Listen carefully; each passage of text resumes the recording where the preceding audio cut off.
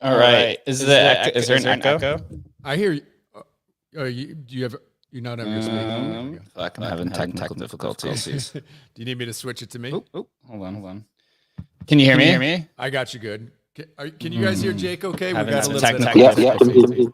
Hold on. Adam, you got to take it away. I'm having some technical difficulties on my end.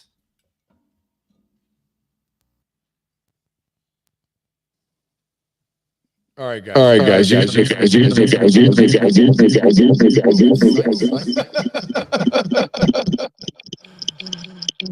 Hold on, man. What's happening, dude? All right, guys. Can you hear me? Yeah, I think we got the Jake double cycle. Jake, if you need to, just come through the. You don't have to be on screen. You can just come on the show. Dogfather Man, you hearing me? Okay. Yeah, GM, I hear you okay. There was some echo at the beginning, but now it's good on your side. Yeah, Jake was on a new site, and you know the way it goes, man. When you you hook up your computer, works fine at home, but the moment you like get it out of its realm or reconnect stuff, it's like, bro, you know, you just get the double cycle through of sound or whatever. But no worries. Excited for this space, man. 10 years of Dogeparty, man. It's pretty crazy. There have been some great threads, which I really appreciate. I'll start pinning them up top. Or if anybody wants to come up and speak and pin some of the great, really awesome threads. Dogfather, you had one, and I'll find some others that were just pretty amazing on kind of the early history of Dogeparty and just how it started and stuff. Were pretty awesome, and I'd love to hear other stories. So everybody's welcome up on stage if you want to come up, and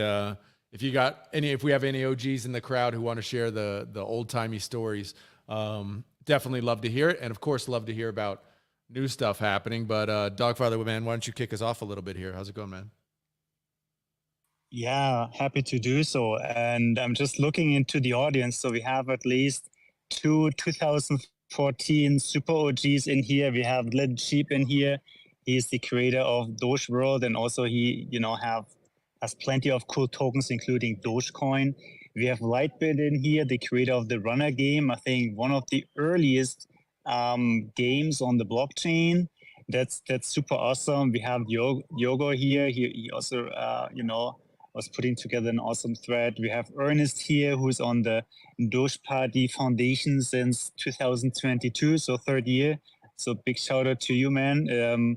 Always doing something behind the scenes and also having, a collection out there. Yeah, it's super awesome. I mean, I was not around 2014, so I cannot really share the lore like Little Sheep or Lightbit can do so. But I've been with Dogeparty since the reboot. So there was, in crypto winter, there was really server just shut down, and then in fall 2021, JDog and two others, two more devs were just rebooting it and getting everything back on track, which is not that difficult because it's actually a counterparty fork. So they just, looked at everything that happened in between and, just updated the Dogeparty site, which is running on Dogecoin. And that, of course, sparked a lot of interest. So there were a couple of months that were really crazy. People were creating tokens. There was a new, I would say, like, fake rare kind of collection or project started, the Rare Doge. So this is something like more contemporaneous we can talk about. And of course, then we had Adam and Jake, you recall it, right? We had the historical NFT craziness. So we were digging left and right and found some 2014 grails on Dogeparty. So very early stuff. Lightbit can probably share a bit how he created the Runner game. Little Sheep, had some dank stuff, and I had, pretty good context with one of the earliest artists who really put art on the blockchain. Not just the token, but really putting some metadata there on well. So Daniel Spiller from, he had some amazing stuff. So and that's basically what we have. So cool 2014 stuff. Nothing in the middle, so we don't have the Space of Genesis and Rare Pappy times, and then we have the modern times. So that's basically what we have, and it's fun. It's on the second best known blockchain on the world. It's mostly dog themed, so everyone likes and loves dog memes, and that's where we are. It's really interesting, like just to think about obviously in the 21 bull run. Basically got turned back on again, which is kind of, people who aren't fully immersed in the blockchain space don't really understand how that can happen, or why it would go offline to begin with, right? But we know, like with Counterparty, Counterparty for years was basically maintained by one person, right? And if that one person isn't doing it, right, or there's nobody, it literally just stops. And for it to be turned on basically back in 21 when interest kind of came back in, I thought was really cool, especially when you start talking about kind of all these OGs which took part at the launch of Dogeparty, right? I just know because I've spoken with them, pretty semi-famous artists like Ray Myers and stuff who just, was doing stuff on Ethereum, not only Counterparty, but just early blockchain tech playing around and stuff. And Dogeparty was just something that, she felt like, wow, I can get on here and do some interesting stuff. Obviously Adam Levine and all these kind of super OGs decided to play around on it because the idea was one we see a lot now, which was like, oh, cheaper, faster, better blockchain for me to do art on or trial and error and play around with. Right. But you just see how, lack of attention can literally just, basically turn it off, right? For all those years. Go ahead, man. Yeah, the good thing is nothing was lost, right? I mean, everything was included in the OP return part, like Counterparty and also now like Runes. So once you turn on the nodes again, and the Dogeparty is basically just like a server that reads all Dogecoin transactions and filters out those that are relevant to Dogeparty. And the same like the Ord client is do that for ordinals, right? So it's basically like something like an indexer that is looking at, token creations, sends, and sales and stuff like that. Everything is still there, right? So nothing is lost. And the good thing is some of the OGs came back, right? So they heard about, most of them were active on Counterparty. So they heard, wow, Dogeparty is back. Yep. So let's have a look whether we still have our Z traces, right? And some came back, some we haven't heard about, and that's also the cool thing. So some of the supplies from the early tokens, I think there's just a fraction around. So the thousands of tokens that were created, not all of them are still available, and some people are building on them. And also like Dogeparty, who is also on the Dogeparty Foundation and who's running the Dogeparty Twitter. He's also super active in putting some art on his tokens. So he has something like for the football fans, he has a series on that. He has, I remember that. Yeah. Something with, dollar coins, dollar bills and some, coins, all of these kinds of like collections. Tell me about the Dogeparty Foundation. Like, I don't even know. I have no idea about what that is. How is that set up? I mean, it doesn't have any funding or anything, right? Not exactly. So that was basically the problem with Counterparty and Dogeparty. Yeah. So they had something where you burned your Dogecoin, then you received the utility coin of the project, like it's called XDP in the case of Dogeparty, and that was a utility coin that you need, for example, for token creations or once you did an airdrop. So people burned this Dogecoin, and I think there's a very nice thread by Dogeparty. It's more than 1% of the Dogecoin circulation of the Dogecoin supply was burned back in the days for this XDP. And however, this was burned. So this was really not available for the devs. And in the reboot, the devs decided, okay, that was a huge bottleneck for further development, that there were no funds around. So this time they didn't burn the Dogecoin, but basically you sent the Dogecoin to a foundation address, and then you received another round of XDP. So you can say this was just something like a capital increase or a supply increase. And these funds are still available for the foundation, and they are paying, for example, the server fees or some development work out of that. And this is supervised by a foundation, which includes the 3 devs. So this is JDog, it's also Javier, and it's Ryan.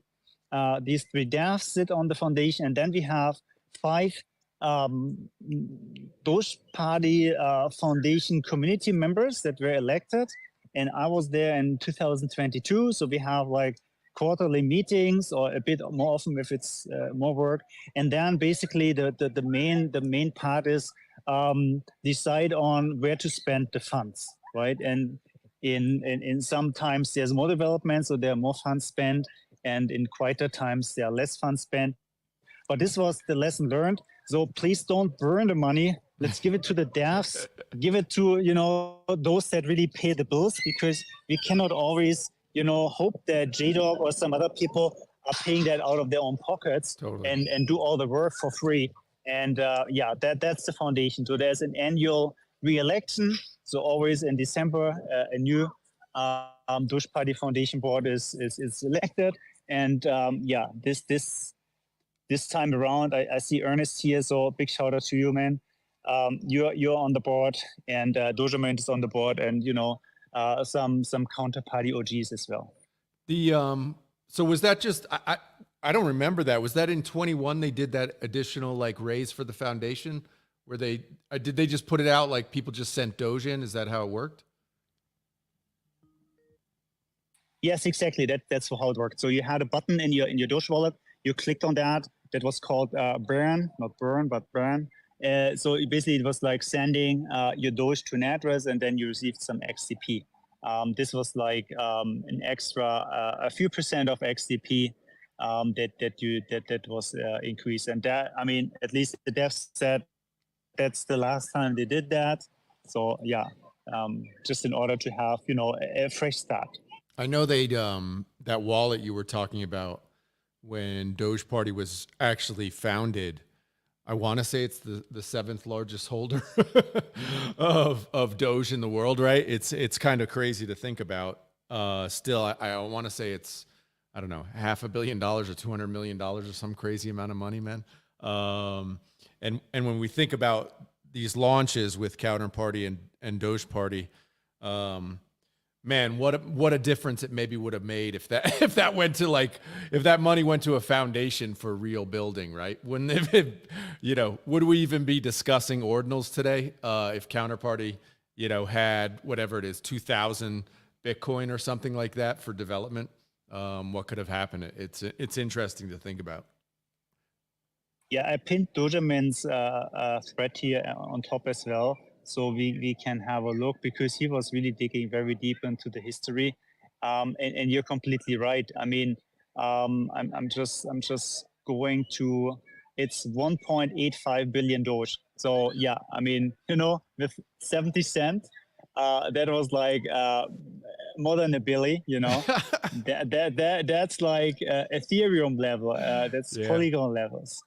It's crazy to think about, man. These it's these trials at free mints, right? Or fair, I shouldn't say free, at fair mints, right?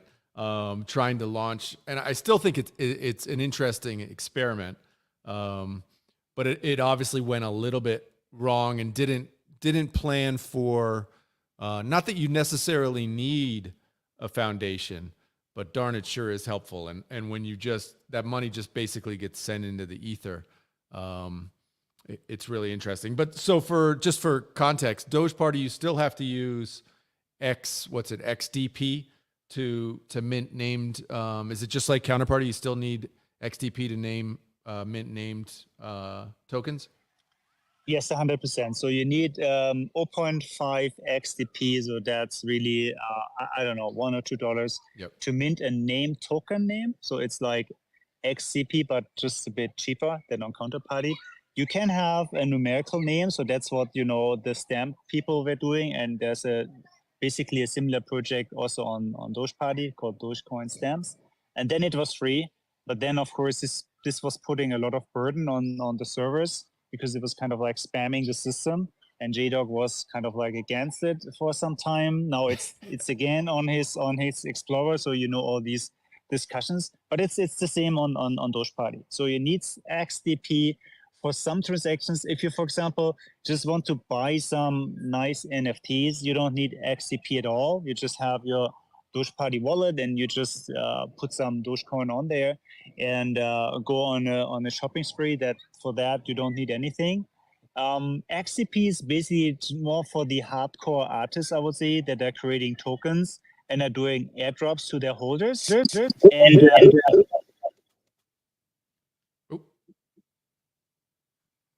I couldn't hear you. Yeah, I think Jake, if you just turned on your mic, I think it looped back again. Jake, if you want, just jump into the space, man. Just use your mic in the regular space if you want to do that. Jake's he's grinding on it. Jake's working on it, man. I see the face. He's trying to figure out his mic situation, but it's a little rough, man. Hey, I wanted to welcome up Lightbit on stage, man. How's it going, man? Love to hear some stories of how you got involved in Dogeparty. It'd be pretty cool. Sure. Can you hear me? Yeah, we got you, man. Okay. What's up, everybody? This is cool that you guys are doing this. It's crazy. It's been 10 years. For me, so I've been in the space. I think I got into Bitcoin in like 2011. It's a long time. And I think at the time that Dogeparty and Counterparty came out, it was really cool. A lot of us were trying to experiment with how you use these digital tokens and digital assets. And personally for me, and you can see this in stuff that I've done in the past, was I was trying to get, I think, tokenizing, like figuring out ways that you can get these things into how we shop, how we play games, how we do things like that. That was interesting to me. Not as much art. I'm not a huge fan of art on the tokens just because, well, I'm an artist and I'm an architect. I'm a designer. That's what I do for a job. But, like I have any art I put on chain, I still have the master. So, that never really appealed to me, but what I really liked was the idea of how can we add, show ownership, and then also be able to transfer things and to be able to participate in things without, I guess over the internet. Yeah. So that was one of the cool things with the umbrella. That was sort of a fun experiment with trying to get some pre-orders for that to create an umbrella. Cause we were, I didn't have a lot of money. So I was trying to make these cool Bitcoin umbrellas, and lucked out that it was around Bitcoin Black Friday. No one ever bought them, but like the concept was cool. Sure. And someday I think we'll probably bring them back. It's neat seeing some of the stuff Scarcity and those guys are doing with RFIDs and Pepe, wear Pepe shoes and stuff like that. So I think we could do that again with Umbrella. That would be fun. It's interesting though, like you said, and this is just kind of general. Like you said, you didn't think art would necessarily be the thing, and I don't think a lot of people necessarily thought that would be the thing. It kind of maybe made more sense. This token gated or tokens used within communities, like with what Adam B. Levine was doing and stuff like that. I think was pretty standard thought at the time. What did you think when you saw kind of art, pop off in 21? What was your thought about that? Like, wow, this is what's going. I mean, what was your feeling when that kind of took off? Yeah, I was kind of on the side looking at stuff. Like, let me see. There was a couple digital asset places, and I'm not going to remember the names, before OpenSea, where you could do things like game assets, and then there were people doing art, and I can't remember the name of the place, but anyway, so I was watching sort of that, and I thought it was a great way. I guess the piece for me that I liked the best was that it was artists supporting artists. So you had like a lot of artists that were starting to dabble in it. I really liked the original 101s. I liked what Super Rare was kind of doing with that. I think to me, that's, an NFT. It's a 101, kind of thing. When it comes to art, I like that. So I thought it was kind of cool. It was kind of more of the same as well with all these versions of everything. Like I said, I've been around since early, and so I saw all the ICO stuff, and there were always trends. So there was always these kind of hottest new thing. tons of stuff, a lot of people making money, a lot of people losing their sats eventually. And, you know, and then we'd have a bear market or die down. And that's sort of, you know, what happened with Counterparty and Dogeparty. You know, it's tough in the down times, you know, so especially when you don't have a foundation, like you're saying, or DAO or something like that. And a lot of us didn't even think about some kind of DAO or something like that back then. But and then there's a new rise of things. So this, to me, it was like a new cycle, and I liked a lot of it. So it was neat to see that. It was neat to see Rare Pepe's revived. It was neat to see, you know, Skrilla's new fake rares, which is totally on point with, you know, he was starting to show some Pepes that weren't rare Pepes. And they're like, you can't show that. And he's like, perfect, you know, this is like a new thing then. So, you know, with the fake rares kind of coming about with that, and I think that's great too. It's neat, you know. I think it'll be neat to see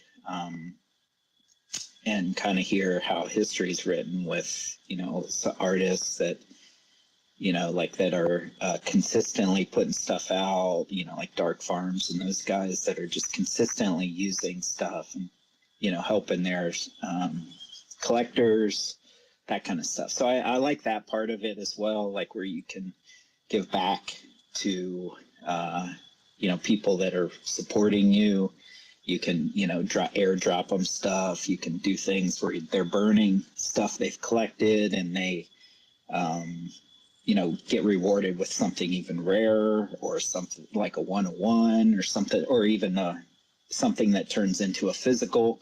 And you have a token that's linked to that. Like, to me, that's where I like the circle that's come around, where it's not just people putting a bunch of, you know, like variation projects or, you know, PFP stuff on, as much as the gamification of it. So I really like when people think, it's kind of just how my brain works too, but when you kind of think outside the box. So it's not like, okay, I'm just going to put this sort of Fiverr project out and, you know, get just a bunch of money, and then I'll do it again and again and again, versus someone, you know, like Dark Farms, or someone that's putting out stuff every day, and then he has a whole nother token. If you guys aren't familiar with him, he does a lot of the small Pepes and stuff like that, but he has a token that's just gifts, and, you know, it's just a daily small kind of thing, and that's a cool token to have. There's people that have made physical projects from it and physical products. So it to me, that's where I like seeing that on Counterparty. I'm not sure if a lot of that's happened over on Dogeparty, but Dogeparty is perfect for this sort of experiment because it's cheap. It's super easy to do. I mean, getting a Doge coin, they're always going to be cheap. Like, you don't want to, unless you have millions of them, there's the inflation on Doge is ridiculous. Yeah. If you haven't looked at it. So there's always going to be millions and millions, and like it's never stopping. So it's perfect for doing experiments, you know, doing things where you can just have fun with, you know, money, but then also these digital assets. So yeah, I don't know. It's interesting, I really like all because all that early experimentation, like, okay, so you did the umbrella on Counterparty, and I'm just thinking of you know, the keychains and, you know, the Bitcoin keychains, yep. Which were also done on Dogeparty. Super. Yeah, and then I'm thinking of what's his name, who did like the Bitcoin miners, where you had to buy the token first and then he'd send you the miner, and all these sort of things. And the reality is like, those are first experiments in like tying in real world assets, right? And it feels like here we are a decade later, and we're actually maybe finally getting a little bit of traction in, like, you know, just the real world asset space, right? Yeah. And you realize that, oh, well, at the core, it is the easiest way to really tie value to the token is by an artist doing art on the token. Like that's the one that actually, funny enough, looking back on it, that's the one that actually worked first because, or worked at scale, I guess you could say.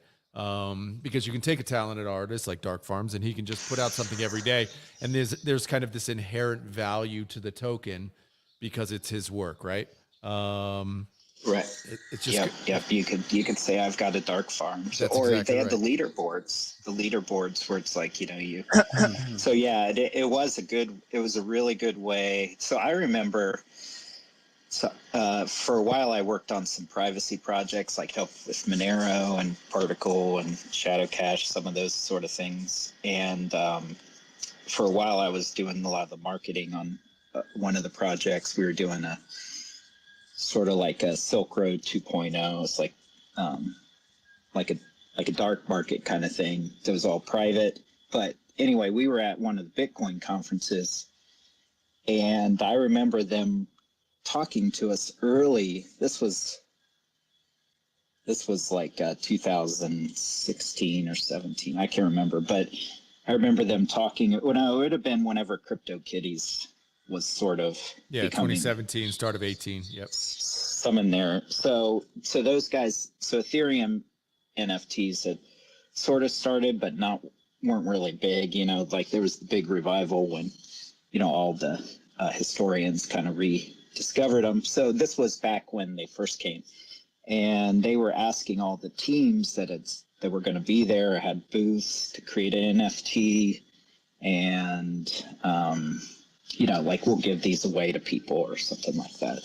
And we were like, what in the world is an NFT? And what is, like, for me, I wasn't even thinking, Sure. Oh, this is old like counterparty stuff, which at the time was not being. Well, I think Rare Pepe was still kind of using it, but so what in spells, but so it was like you didn't put that together that it was like an asset. So you had I think we just slapped our logo on we gave them a digital file of our logo or something like that, like you would a post on Twitter, and that was it. And I don't think anything ever came of that, or I don't even know if I remember them passing them out. But anyway, So yeah, but the art, yes, it was like like there's just the ownership of those. There's a lot of the rediscovery of the old, like the Robies. I know you're a fan of, and Sure. probably a collector of, and that kind of stuff. So which is cool. But like for me, back to Dogeparty.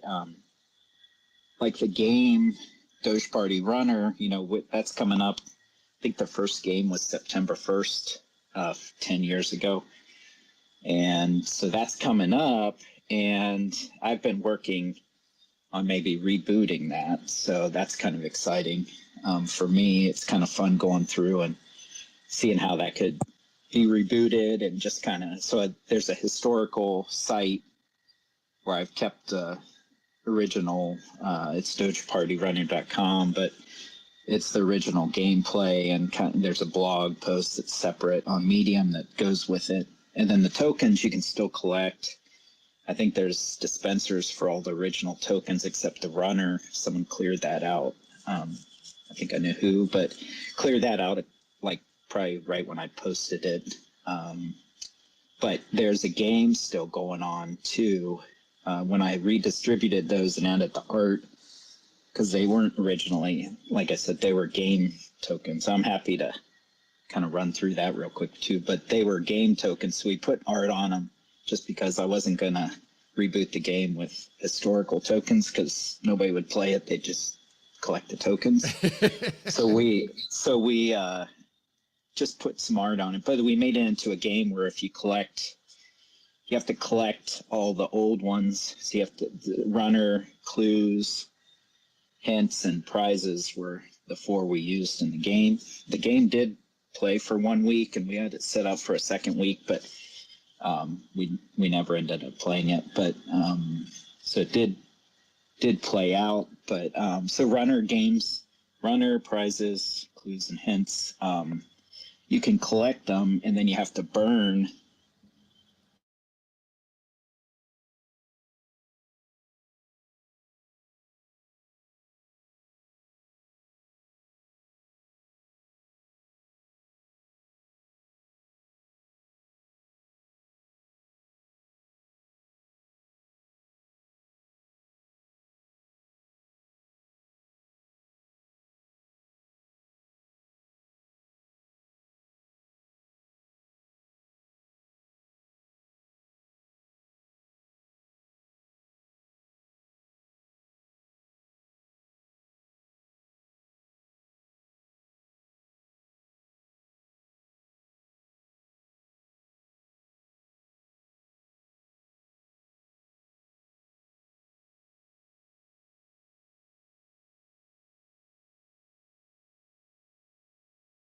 go.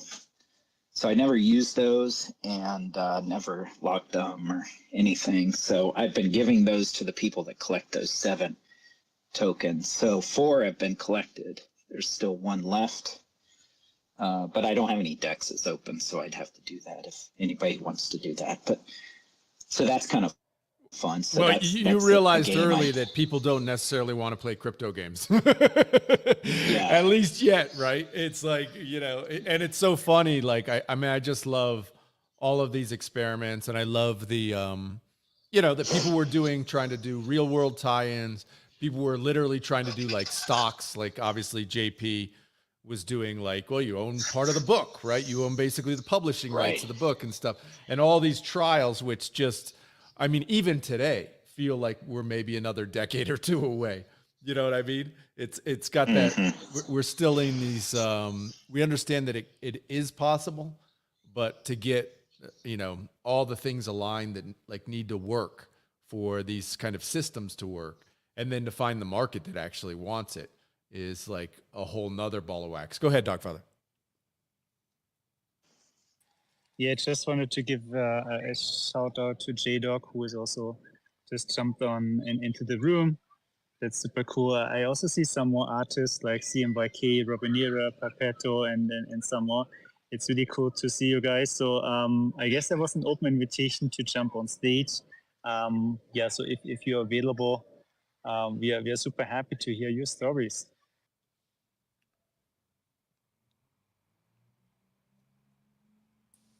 All right. So can you guys hear me? Yeah, we got you, man. Nice. So I'm on Spaces. So I have a question then. As you think about where Dogeparty is today, the Explorer has now moved over to the Dankest LLC, which is JDog's.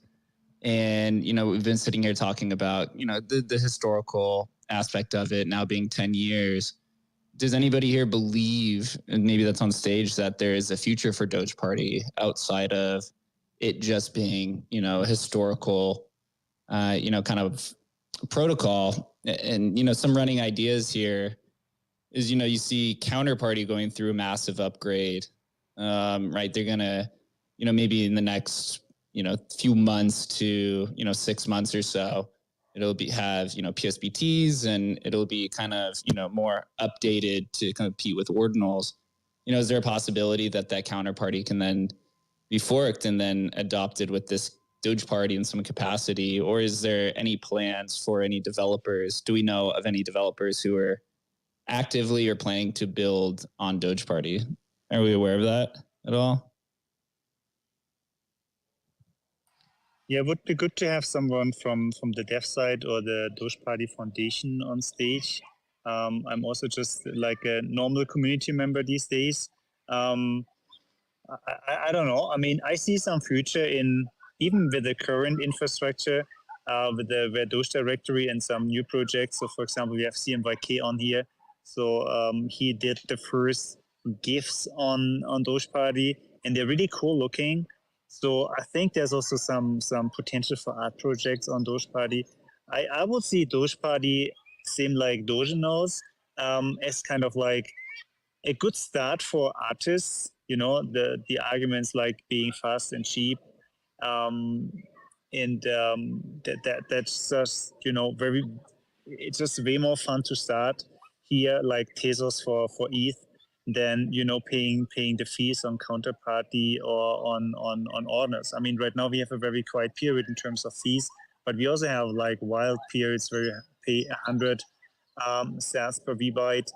And so this is why I think on Doge you can have fun, you can build yourself a reputation, you can build yourself a following before you move up the ladder to a more like pristine and safe and also more expensive and slower blockchain. Very cool. I want to point out in the comments, JDog put in that link. I was actually kind of, JDog, before you joined the space, I was talking about Ray. So you can see, what she worked on back in the day, trying out Dogeparty back in the day. And to that point, Jake, it's interesting. And, my gut says, with all this, fractured attention that we have today, even though there are just so many more people in the space, Just really, really difficult for Dogeparty, even if it did kind of upgrade to new counterparty kind of standards or something like that. It just seems to me very unlikely, very difficult for it to get, kind of traction in the new, new eyeballs, I guess you could say. I don't know. What's your feeling on that, Jake? Yeah, just from the conversation, it sounds like it's going to be maintained more as a historical kind of protocol. Yeah. There's possibilities. I would say, Doge was a fork of Counterparty, and maybe, in the future when Dogecoin or the Doge ecosystem grows, it seems like Dogenals, maybe that's even a conversation for later. It seems like Dogenals are getting some builders now and a little bit better infrastructure. Maybe as new entrants come over and start building on Dogenals, maybe they'll find some interest in Dogeparty and try to, mimic maybe some of the new functionality that's being added to Counterparty. But, on the other side of it, you look at Bitcoin and, with all the growth that's happened with ordinals and runes and everything, it really hasn't translated over to Counterparty at all, right? So Dogeparty needs some sort of new talent to come in that maybe isn't even just from the Bitcoin space, but maybe just some native Dogecoin builders who just find it interesting, or maybe Dogeparty offers something that Dogenals doesn't. But as of now, I don't really see any novel aspects that Dogenals can't already do. Yep. Go ahead, Everyday. Hey guys, yeah, thanks for having me up. I'm not really in the Dogeparty ecosystem, but definitely a counterparty maxi, and thinking about the bull case for either or. Need to go check out Zero G has his latest interview. His latest podcast is with Blackstar NFT Relics, and man, I'm already a believer, but listening to that made me so bullish. I just don't have any dry powder left over to invest. But if I had anything sitting on the sidelines after listening to that, I would be back in. I can't wait for the new set of tools to come out for Counterparty and XCP. And I think that kind of tailwind behind XCP is going to create nostalgia and momentum for anybody else, whether it's Dogeparty or any of these other relics. It's just going to shine a spotlight on them. So really, really excited listening to that interview. And shout out to Zero G and Blackstar. Oh, awesome! Yeah, I'll have to check that out. Yeah, I mean, I'm ultimately long bullish on historical NFTs, obviously, but the ability for most collectors to hold on for a decade or 2 decades or whatever it may be, they're just going to be very few of us, right? It's just most people's attention spans. And I mean, the pumped on fun economy is literally what happens in the next 15 minutes, right? And it seems to be that's where our entire kind of worldview is going. And so it's really hard to, they're just so, not hard, it's just there are very, very few people who can take that really long-term thesis. But, and I would actually encourage, people who are, like Lightbit, who I think does a good job, and I see, giving away stuff for at or near free. But that at or near free now giveaways to create a collector base, I think is actually really smart. So if you were kind of an early, you made a lot of early tokens and you want to create some buzz around them, using and giving them away to literally the relics community or whatever, now, where you're giving away a percentage of them for free now or near free for now, with the view of 10 years down the road or 20 years down the road, I think is actually really, really smart. Because we've obviously already had one wave of historical NFTs. I fully expect there to be another, and creating that hardcore base, which there are hardcore people now, but there are probably only 20 of us in the world. But creating that strong base now I think is a smart idea. Yeah, go ahead, Dogfather. Yeah, I'm one of the 20, maybe the 21st, because I came relatively late. So no free mooncats for me, unlike you guys. So I'm with you guys. I think that Dogeparty is probably the USP is that it's the third chain that actually holds NFTs, and some people argue whether Namecoin is actually an NFT because it's renewable assets. So maybe it's the second.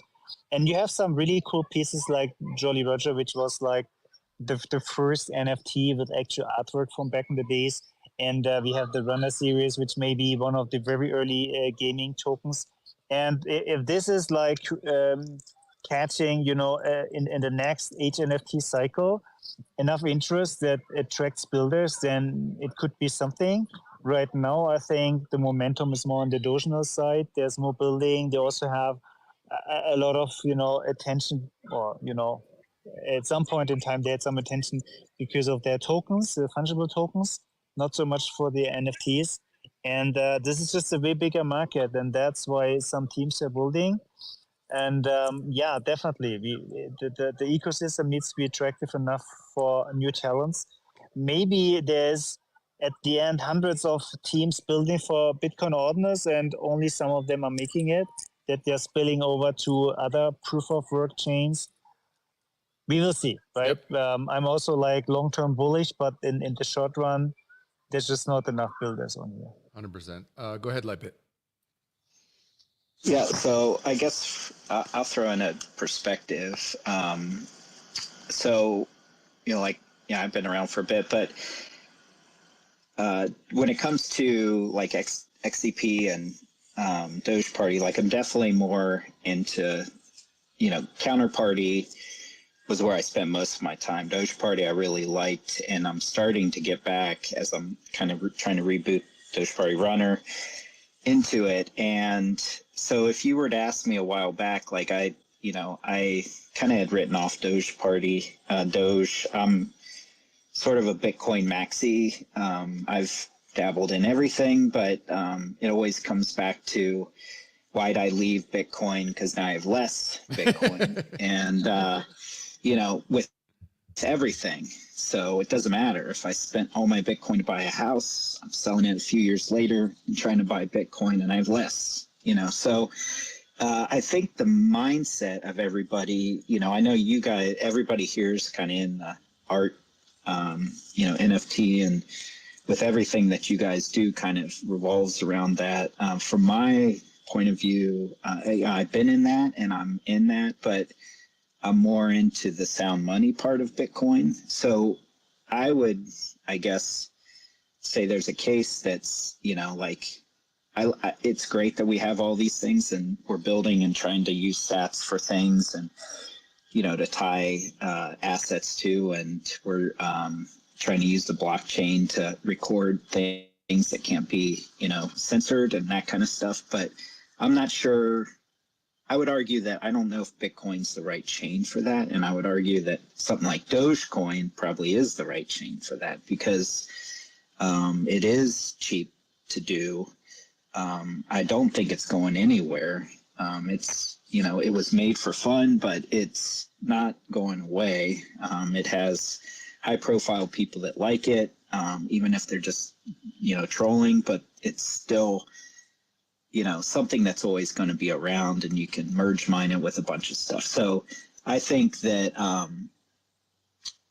I think it's awesome seeing how Ordinals and all those guys built a whole bunch of things like markets, user interface, wallets. I think that helped grow that super fast that Counterparty has been missing in Dogeparty.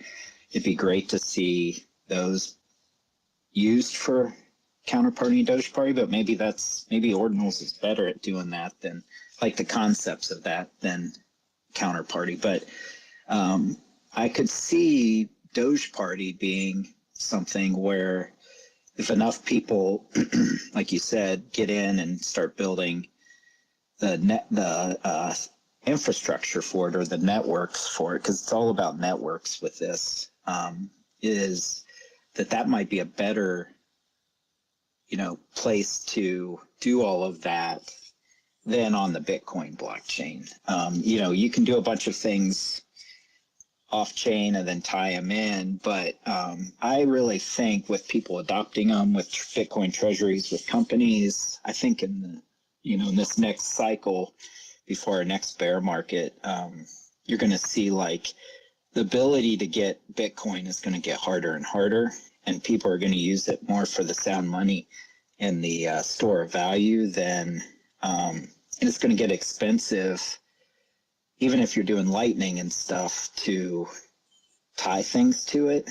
You can still do that and you can create value, but it might be a better use to do something like Dogeparty, or I know a lot of people are into Solana. I don't know Solana or Tezos or any of the Ethereum a little bit, but something like that, because Bitcoin Maxi is always like it's Bitcoin or nothing. I think if you look at it in the future as that's the sound money, that's like the new global reserve, that all the other things have value. I really like that Counterparty has its own token because it has a point to it. Like XCP has a point. It's not, to me, it's not a shitcoin. It's got a purpose, and all the projects I did have a purpose with the tokens, and Dogeparty has a purpose, and Dogecoin. So it doesn't have to be the sound money part, but all this other experimenting could be on those.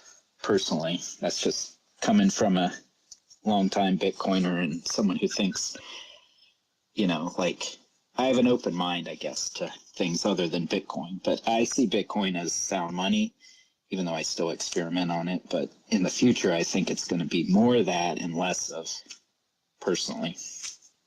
Go ahead, Dogfather.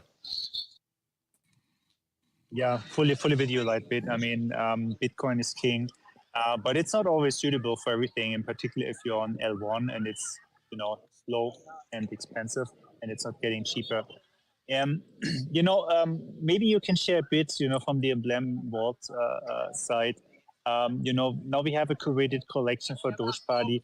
Maybe you can tell the audience a bit about, your strategy on here, your multi-chain, vision, that at the end, it may not matter that much where a token is or was created. It's just like you can basically shift it to wherever is liquidity, and at the end, you just need enough attention and eyeballs to basically, create a collector base and community. Are you talking about? Man. Yeah, I'm talking about Emblem Vault's created collection for Dogeparty. Yes. So, hold on. Okay, cool. Yeah, so basically with Emblem's curated collection, you're talking about the idea of abstraction, which I think is becoming a lot more relevant today than ever. I've seen a lot more about it.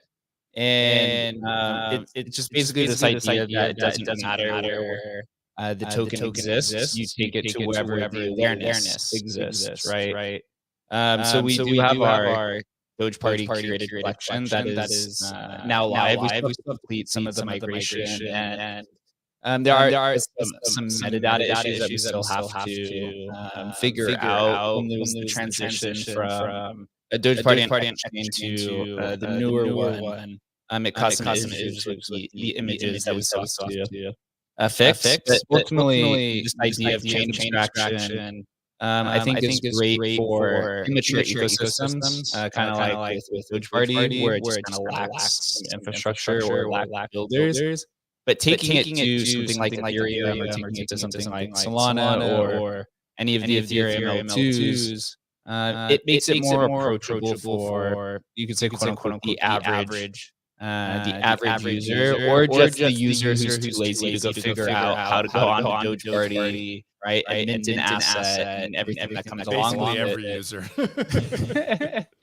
and so once this collection is fully live, you could essentially mint into Ethereum. We'll just say because this is what's going to be most practical. You're going to mint it to Ethereum, and then you can now market basically the entire Ethereum ecosystem. And you can also use it in a more programmable way. You see this happening on Bitcoin right now. There's like a race to figure out how to add programmability so that people can use their ordinals in a different type of way, right? For things like DeFi or NFTFi, borrowing, lending, etc. through this conversation, right, kind of sounds like that's not likely to come to Dogeparty, but you can still access functionality on these other networks through Emblem Vault.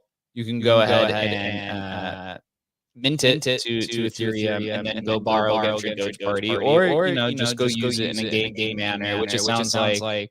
This is kind of the approach, and we see this happening on Dogeparty as well, where a lot of the new projects are things that are surround gaming or kind of these like this idea of like low transactions. And it's hard to really predict what the specific use case will be. But I think a lot Adam and I, Chris, we share this vision as well as a lot of the other Emblem users that multi-chain world is coming, and it's unlikely that you're going to have basically dozens of individual ecosystems that are kind of partitioned on their own, right? It's like the internet that we have today.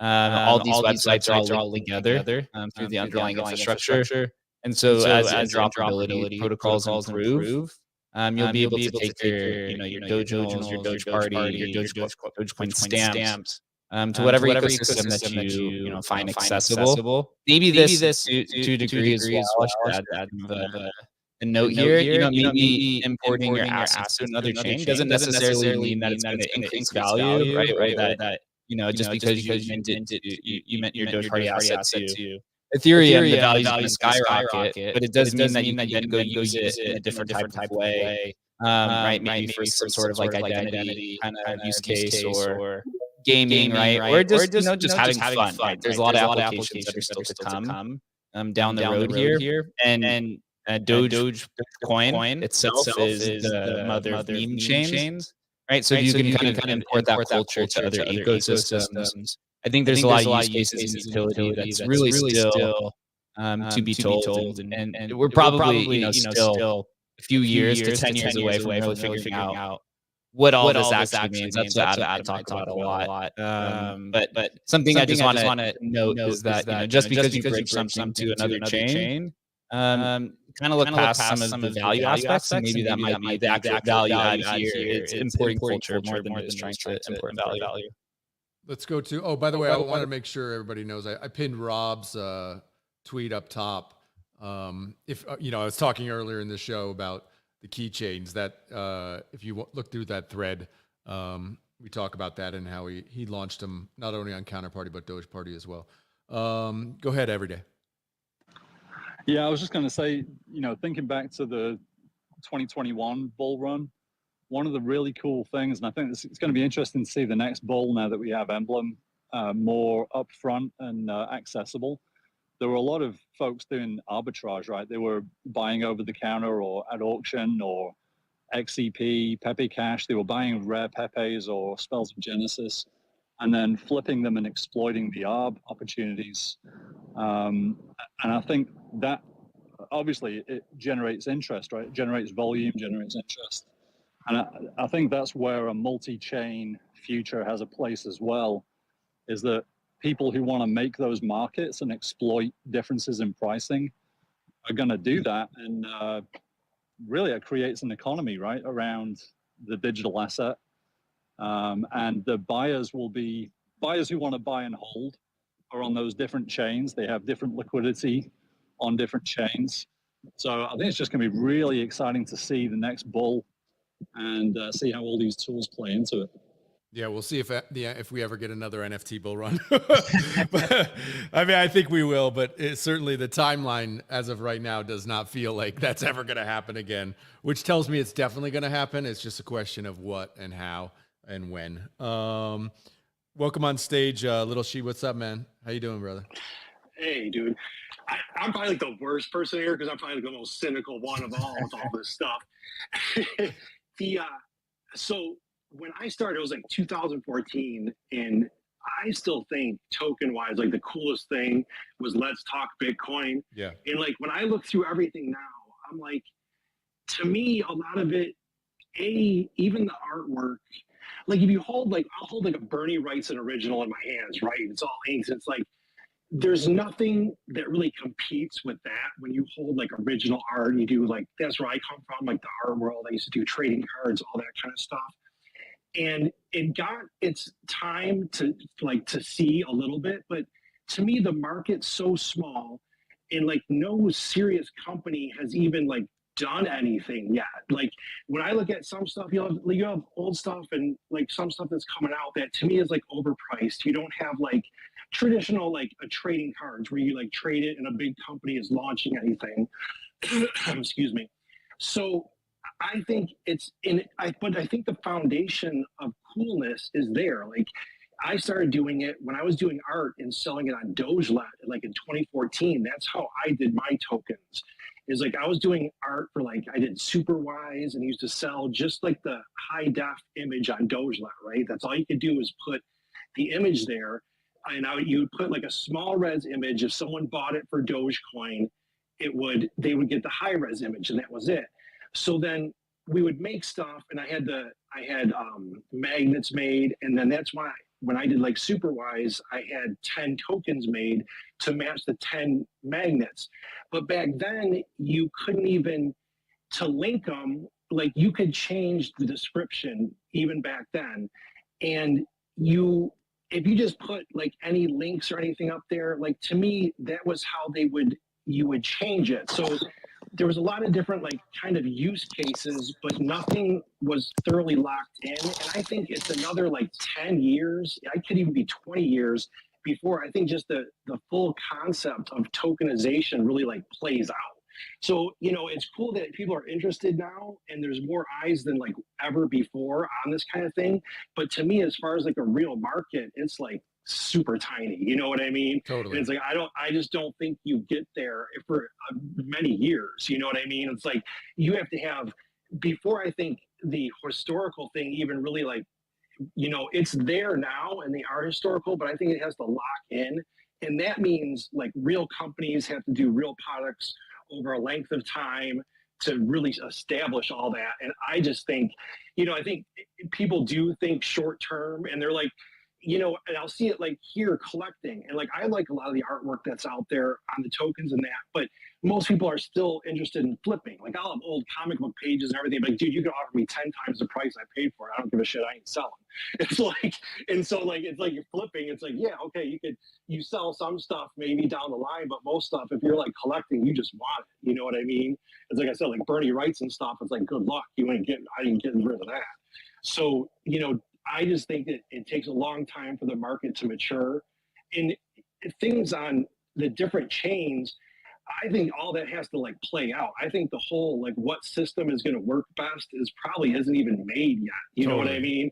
Totally. And I see like Bitcoin and everything like, okay, yeah, you'll have pieces going for $20,000-$40,000, but it's like, well, that's also what hinders regular build in a real company from doing it, because that's not going to be their market appeal. It was like, because I did trading card art back then, that was always my thought. Is like, okay, how do you make like trading cards and how do you trade the tokens? And there was a lot of, when you got to watch Let's Talk Bitcoin, that was cool to me. I was like, okay, there's your ecosystem.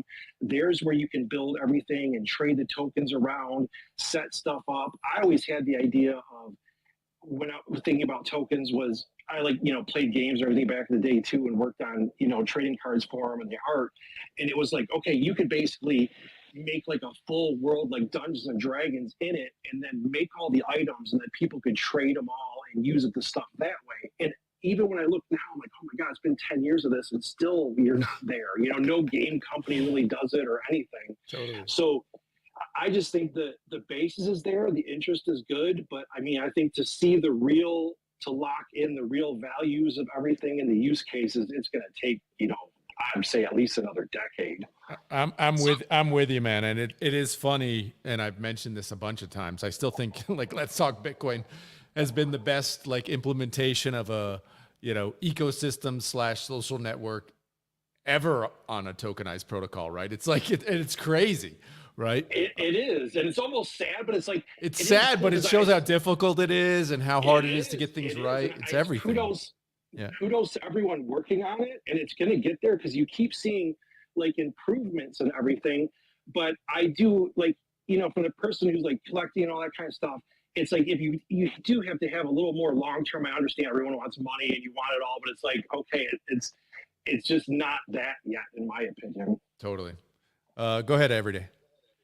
I was going to add, so like if you go to somewhere like CollectorCon and you're walking around with trading cards, you've got your binder, right? You run up to a desk or you walk into somebody else who's got another binder, and you can show off your collection. You flip through it; it's easy, and then you can pull up on your phone the value of the cards and kind of try to ascertain whether they're real or not. Yep. How does it, like, for anybody that's been to Beeple's Pepe Fest or VCon, or how the fuck do you do that in person? You don't. No, It's clunky as fuck. Dude, it is not free wallet. Yeah. Right? If you roll up at CollectorCon, pull out free wallet, people are going to be like, what is this guy doing? Yeah, bro. So totally. what's the future of that? What does it look like? How do we get there? Yeah. I mean, and that to Sheeb's point, it's like we may be, still a decade or 2 decades away, even for things that in theory, right? In theory, I should just be able to bring it up on my phone easily, right? But what we're dealing with right now is we're dealing with fractional, just so many different ecosystems, different chains, stuff's everywhere. Almost none of it has value, right? Kind of navigating that entire thing is just right now, it's still super clunky. And that is my current belief. It's just, we're so early in this process. It doesn't feel early because some of us have been been here a decade or longer, right? So it doesn't feel early, but the infrastructure is still very, very early, in my view. And this stuff literally just takes years, and often decades to fully kind of realize itself. And, in that way, you can see a future like early Dogeparty and early Counterparty where people recognized, okay, real world assets, stocks, bonds, books, all this stuff was realized, right? But to make it happen in a way that for the end user, this makes sense, not from always a financial standpoint, right? Everything shouldn't be 100x. Like if we're going to build our ecosystem on 100xing, boy, that's just a fragile ecosystem, right? But how can we build stuff that's useful and that people want to partake in and be active in, like the traction that, Let's Talk Bitcoin was able to get, without it being, Let's Talk Bitcoin worked not because everything was 100x, but it worked because it created this kind of community of people who wanted to publish stuff and make stuff, right? Make blog posts, make podcasts, right? How do we encourage that? And not just 100x lifestyle is something that I think, we almost kind of have to get back to. Hey, what's up, Andrew? How's it going, man? Good to have you on stage. What's good, dog? Good to see you, Adam. Yeah, man. I was enjoying the combo, and you were saying such good stuff. I had to come join, man. I think you're spot on, right? We got to get out of that 100x lifestyle for when it comes to really adopting the tech and using the tech. I saw somebody say yesterday that, what can we do to save NFTs? And I was like, we don't need to save NFTs. They don't need saving. NFT tech is going to be used. NFT 100%. Bros probably aren't going to get rich off it. And to kind of tie that into what you said earlier, that like when you walk around these events and it's like, yeah, it's kind of clunky. I could show my phone, this and that. I really don't think we're a decade away from really having a cool experience like we can with this tech. I think I was at NFT Miami 2 years ago. It could be a different event, but I met a group that was building something out to where you'd be able to have like it tie into like VR, like Google type glasses, right? To where people would see your NFT as your face on your avatar when you're walking around. So like, I think something like that can happen within 5 years, and we really see this stuff get built out in fun experiences. But yeah, we're probably not getting rich off that right there. Exactly, and it is so interesting when you look at AI and you look at augmented reality. Like augmented reality, that's been a dream for like 30 years, right? I mean, it's like, and it still doesn't work exactly. Like still people aren't really using it. Like, yeah, my kid has an AR headset, but he doesn't really use it, right? So often these things can take, decades, but we're here on the front lines and it feels like it should already be happening. And it's just, slow moving often. Go ahead, Dogfather. Yeah, just have to give props to Andrew. I mean, this profile picture is really dank, man. I had to drop your follow. I love these things. I'm a dog person, and Adam, you're right. I think we're just impatient motherfuckers, right? Yeah, totally. I mean, just hodl the stuff, pass it to your kids, teach them that this is cool stuff, that they keep it, that they cherish it, and just enjoy and have fun. Like in the early days, the web puppies were not sold for millions from day one, so they were basically just traded around. And that's also the beauty why I liked and really enjoyed Dogeparty. I mean, I had a post today where I talked about my early days on Dogeparty. I mean, this is a lot. This was so much fun. So we were basically just trading and dropping our cards to each other. And this was really like in a very innocent way before there was a market for them, before they were put into some directory and some had some value. This was the most fun I had was October 2021 in the NFT space. Yep. Really, when nobody was making any money, we were just having fun and collecting each other's stuff. Yeah, man. I think we'll wrap it up there. That's exactly it. And I encourage, people who are in Dogeparty and have these early tokens. Again, it's just, and that was the foundation of this stuff, right? It's just, these are at or near free, and we're basically building community around it and having fun. There's no better way to build long-term value. And we've seen it already happen in the space. It's the best way to build long-term value. So I encourage that. And I appreciate everybody for joining. Anybody who doesn't know, we run this space Tuesday through Thursday, 11:30 a.m. Eastern. We'll be back tomorrow morning. Jake and I got to run. We're on another space in about 15 minutes. So we'll see you all there. And for the rest of you, we will see you tomorrow, 11:30 a.m. Eastern. Take care, everybody.